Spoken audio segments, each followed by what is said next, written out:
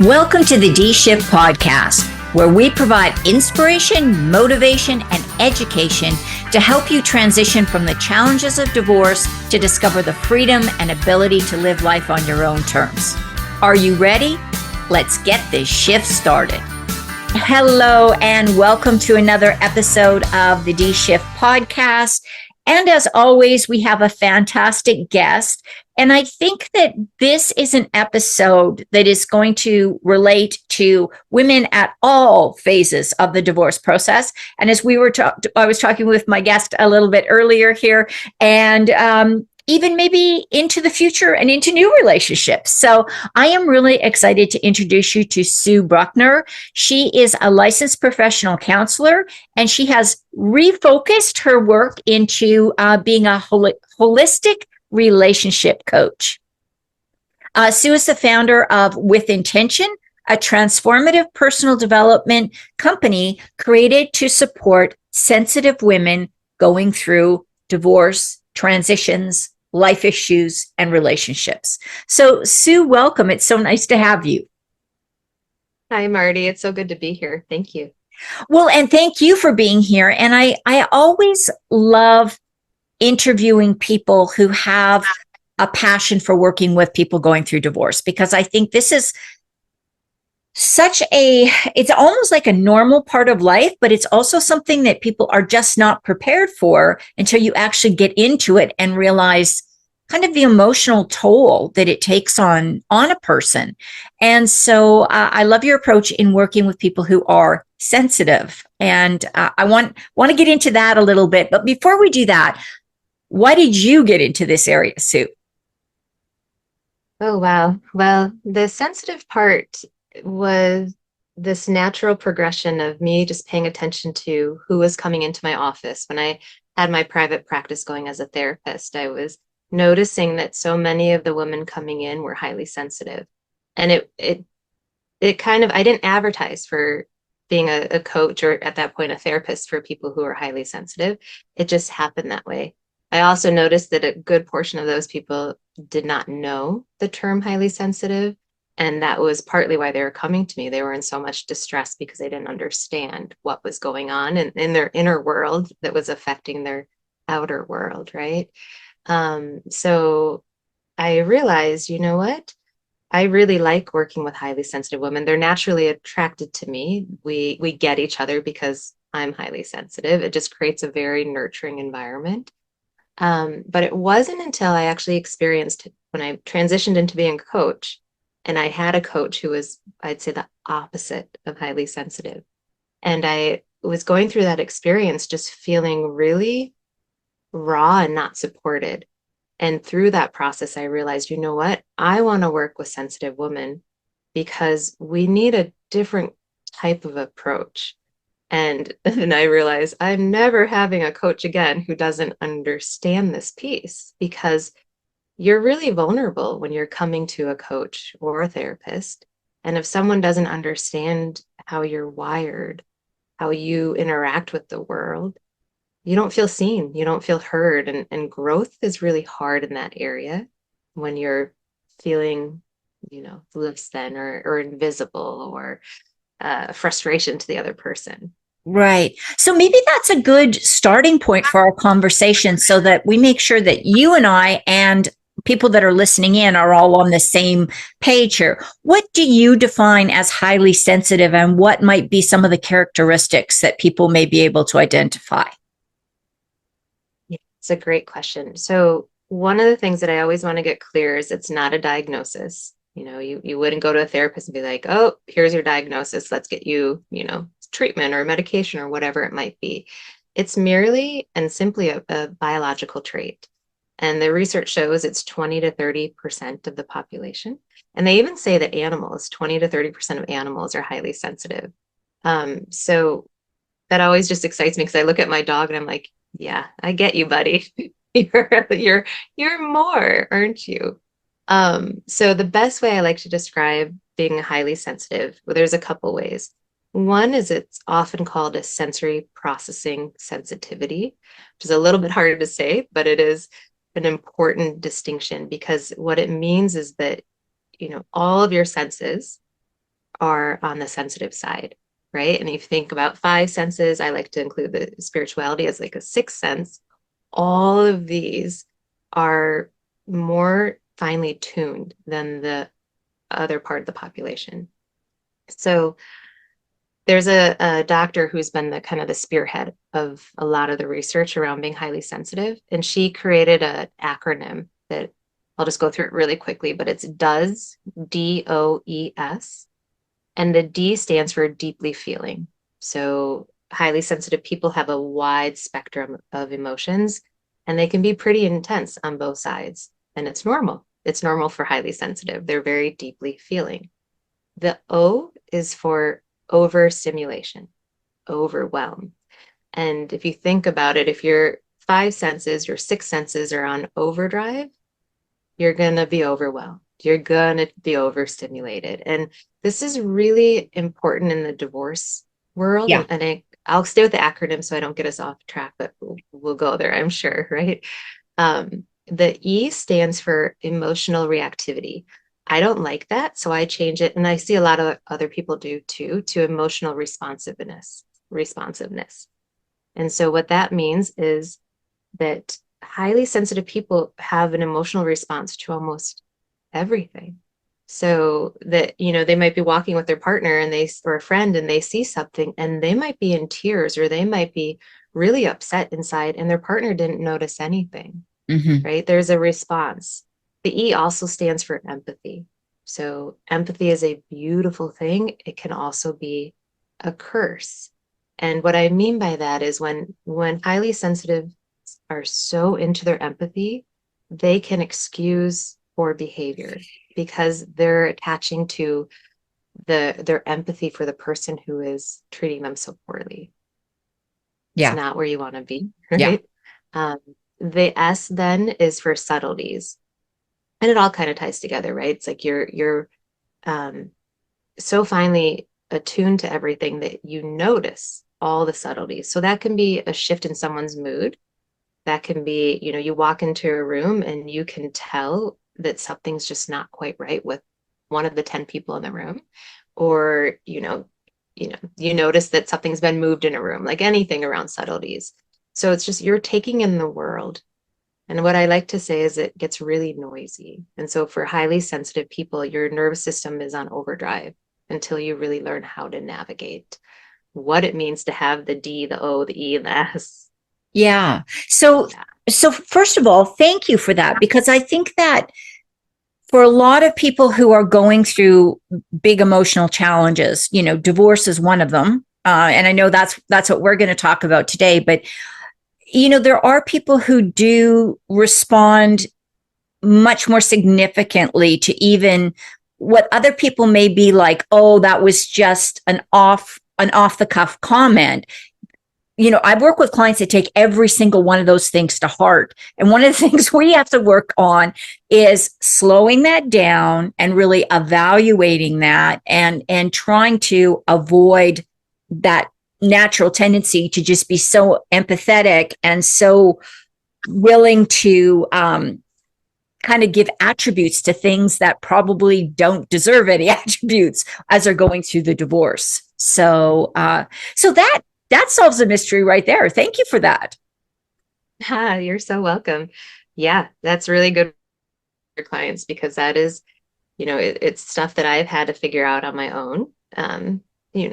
How do I want to protect myself from these generalizations or these assumptions or these, Right. whatever it is that my system is telling me that someone meant when maybe they just had a bad day and nothing was directed at me. Yeah. Right. And And especially, go ahead. no, go ahead. Go ahead. Oh, I was just thinking, during personally in my life with when my marriage was I was married to a really, how do I want to put it? A man who was not very in touch with his emotions. He was very, I walked on eggshells. Let's just say that. And so I remember the work that I needed to do when he would come home and he would just have this energy to him, this mood to him. And instead of the first half of my marriage taking it all on, I had to learn how to say, whoa, this is, I am Sue. You are Right. your emotions right now. You are your anger, you are whatever it is, but I am Sue. I had to learn how to put this differentiation between us so that I could continue with my day and not Yeah. be rocked by his mood. Yeah. So, Sue, let me ask you this. And again, um, you know, I may be asking the question incorrectly here. So, do you see that there's any kind of attraction? We know about the uh, attachment types, that sometimes opposites attract in that, and we know, the narcissist, codependent. I really don't like those terms, but that goes on in relationships. Do you see what you just talked about, where somebody who's very empathetic and very attuned, highly sensitive, might partner with somebody, or might find a partner who is more distant, cold, or very emotive? Like, do you see that those things sometimes work in what do you call it, an unhealthy alliance, sort of? 100%. Yeah. The way that I like to talk about it is that, for highly sensitives, they've grown up in a world that tells them that they're wrong. From early on, you're told, and this is coming from my own life, but also from all my clients, right? You're too sensitive, you're too emotional. Get over it. Why are you so uptight? Lighten up. Don't take everything so personally. I mean, the list goes on and on and on. And you hear this from little up to, you're in school years, and then in your significant relationships. So, unfortunately, that often means that's what's normal. That's what Mhm. feels normal, right? And so you so often pair with someone who treats you the same way that you were treated growing up. It's just what we do. There's a lot of psychology behind it that we don't need to get into today, but absolutely, you end up partnering with people who mimic what you've been hearing all along. Yeah. So those are people who often are not very healthy emotionally themselves, right? They are people who will take all the empathy, and I'm generalizing from my personal experience and that of my clients, right? We often partner with people who will take all of that empathy and then want more. Like that what they call energy vampires, right? Because you're so willing to step into their shoes. You're so willing to say, okay, wait, this is me. I can change. I can change. And you allow a lot of poor behaviors, a lot of mistreatment. Yeah. And again, I think this is such a unique way of looking at this. And I love that you're not indicating it's a deficit, it's a syndrome, it's a bad thing at all. It's a positive part of being a person, a unique individual. And you can learn to protect yourself and create healthy relationships. That's what I'm always so excited when a guest says, "Hey, this is not how you have to stay. There are some things that you can do."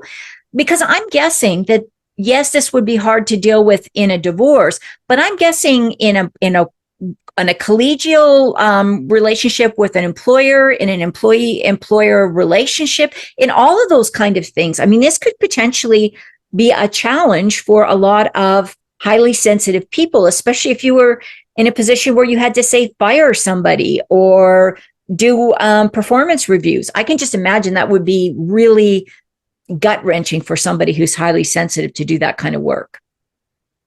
Absolutely. And in fact, a few years ago, I have a curriculum that I've developed called Up Level, and I was running it really geared towards women going through relationships. They just wanted help, support, and guidance. And they wanted to grow and how they navigated relationships. And in my mind, that meant romantic relationships. And I think even in some of my marketing, but one of the very first people who came to me was like, my partnership with my husband is fantastic. It's at work.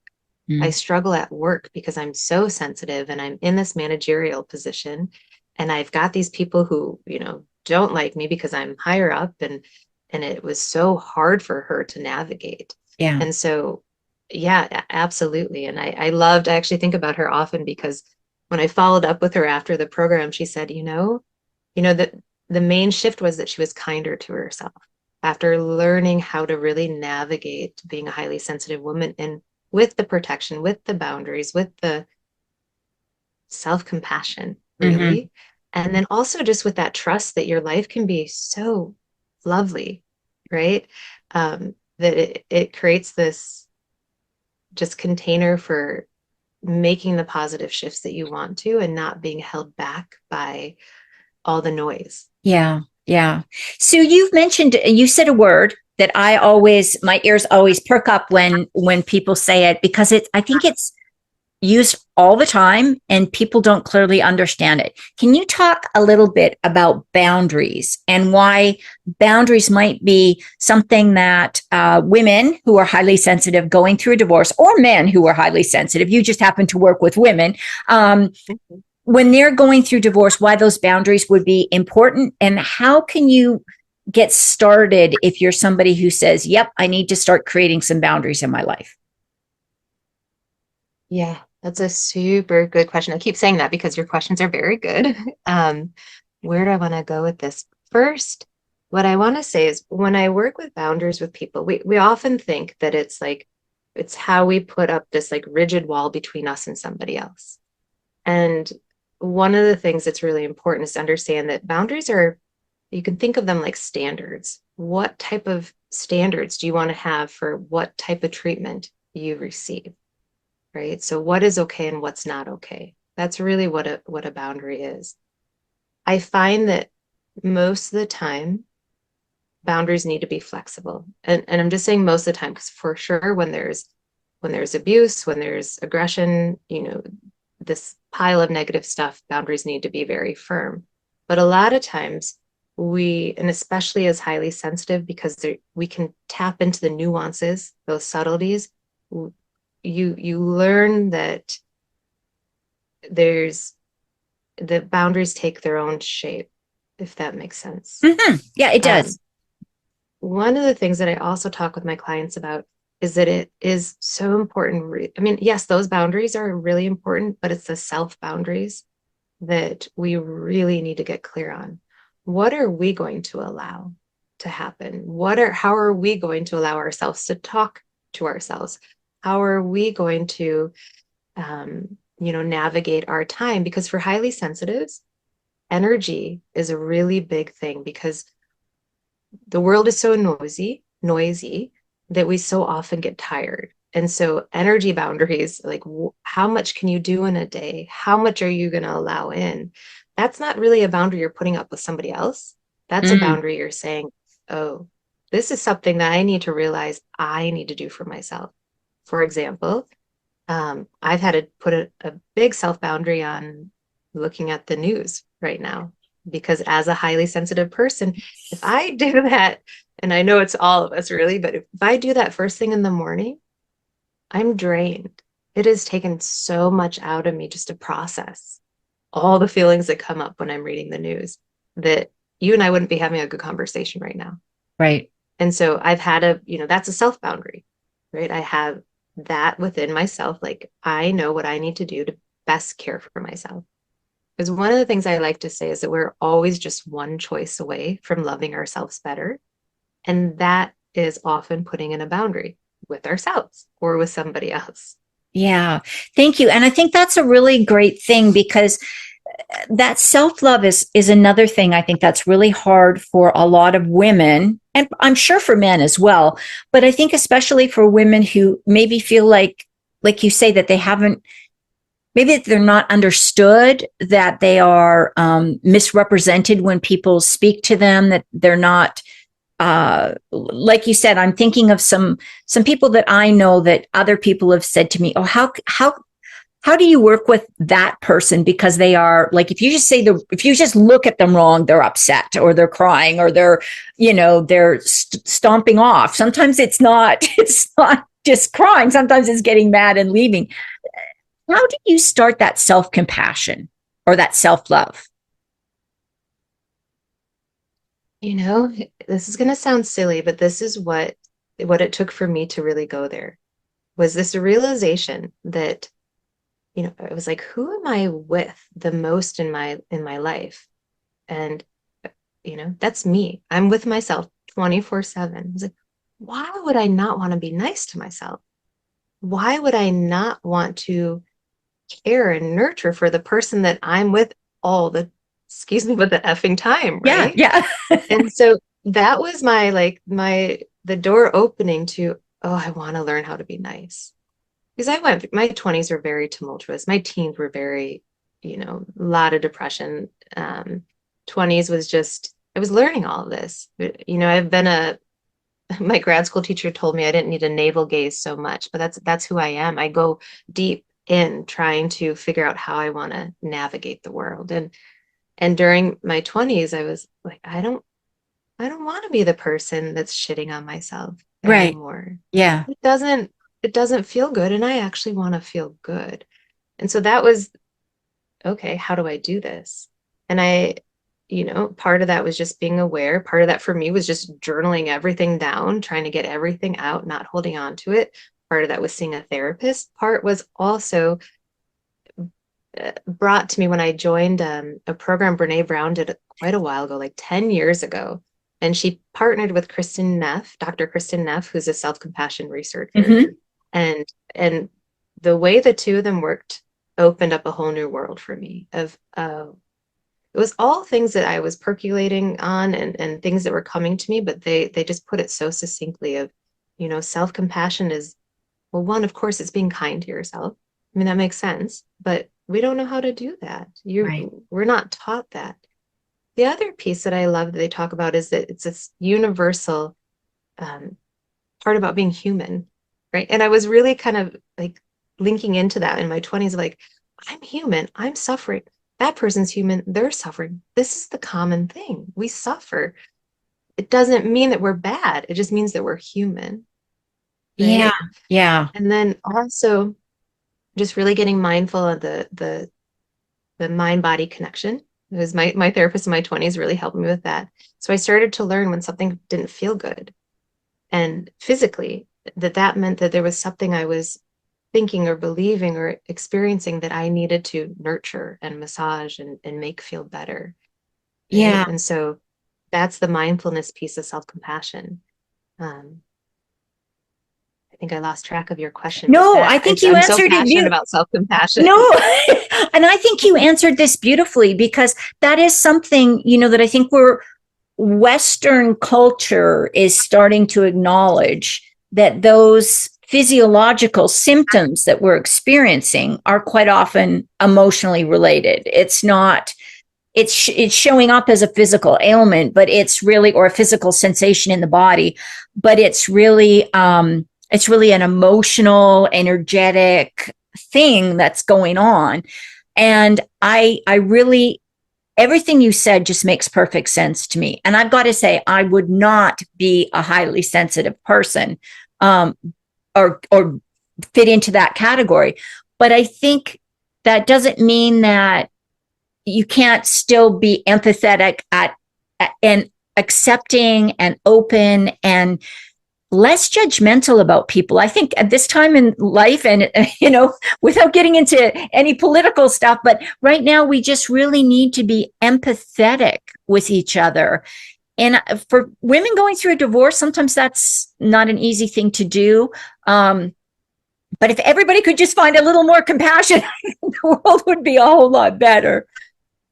Right. And to be a broken record, it starts with compassion inward. Yes. Right. When we're nice to ourselves, we're able to be nicer to others. Yeah. But, with highly sensitive women going through anything but divorce, like one of the things is recognizing that they need more time to make decisions. It's one of the things to put all of these decisions you have to make when you're going through divorce and to put a time frame on them, that's like a nightmare for a highly sensitive person. And so one of the things I promote is just what you're saying, empathy and kindness for the women who just need a little bit more time. Right.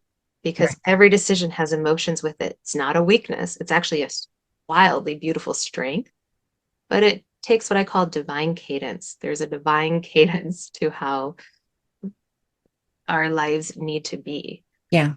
And I think that's where, recognizing that you need time and perhaps working with a professional that can build in that holding space, giving time that you need to make those decisions and guide you gently through that process can actually help you stay on track with the timeline, but also avoid that overwhelm that you talked about at the very beginning. So we could talk for another 2 hours on this topic. I know, and we're almost out of time right now. These conversations go so quickly. But you do have a couple of things that I want to ask you before we get off the call here today. Of all the things we've talked about, what do you think is the one reminder or the one point that you would like people listening in to keep in mind when they go on about their busy lives? Well, what's coming to me is that with the talk about boundaries, that one of the most important things anyone can do, but my jam is highly sensitive women, is to get really crystal clear on their values, because your values are going to teach you where you need to put boundaries up. And that's a whole big conversation we can have, and I know we're at the end, but that's the main point. Is I used to think it was fine if I just knew what was okay. What was important to me, my family, the environment. But you actually need to get so intimately aware of your values on a level, that mind-body connection level. So to put your boundaries in place, know your values. That's where I'll leave it. That kind of leads us into and Sue has provided us with an amazing gift. So can you tell us a little bit about your gift, Sue? Yeah, so it's my core values inventory. And again, this came about working with Brene Brown 10 years ago. She's life-changing, but she had this course that I took you to find your top 2 values. And I've adapted it to be for the highly sensitive and brought in my own wording, my own energy to it. But this guide helps you do exactly that. Just come up with your top 2 values, learn how they feel, how they sound, what they look like. And the idea is that they are your compass. They help you hold those boundaries. They help you make these really challenging decisions. But most importantly, when you know your top 2 values, you can step into this authentically aligned chapter of your life, and leaving a marriage and stepping into your next chapter more aligned than you've ever been. That's how divorce becomes one of the best gifts, right? You step into your values, you step into your alignment, and you're like, wait, this is how I want my life to look. Yeah. So that's what the guide teaches you how to do that. Well, thank you. And that is a absolutely invaluable gift. I also do a values assessment with my clients. And, when people come in for divorce coaching and they go, what are you getting me to do this for? I said, because if you know this, you will make the right decisions when you're going through your divorce to come out the other side where you want to be. So I'm so glad we're in line with that, Sue. And the last question I'm going to ask you is, I'm sure that there are people that are listening that are going to go, I need to find out more about Sue. I need to get in touch with her. I need to contact her. I need to take a course or work with her. What's the best way for people to get a hold of you or to find out more about you? Yeah, going to my website is the best way. I'm not very active on social media. It's out of alignment with my values, we'll say. So my website is withintentioncoaching.com. And I will share that it's in the process of being updated, but there are ways to get in touch with me there. My email is super easy. It's Sue Bruckner at withintentioncoaching.com. I'm double checking that. Is that? Yes, it is. I do that all the time. With intention coaching. Just shoot me an email. I love direct conversations. That's part of what I crave, is these deep connections that come from, not just being one of them. 20,000 followers. It's more like let's get to know each other. How can I support you? Right. Be in touch, send me an email, and I'll be, directly back with you as soon as I can. Thank you, Sue. And I'm going to make sure all that information gets in the show notes. So if you're looking to connect with Sue, just go under wherever you're watching this, just go to the show notes and you'll have all that information.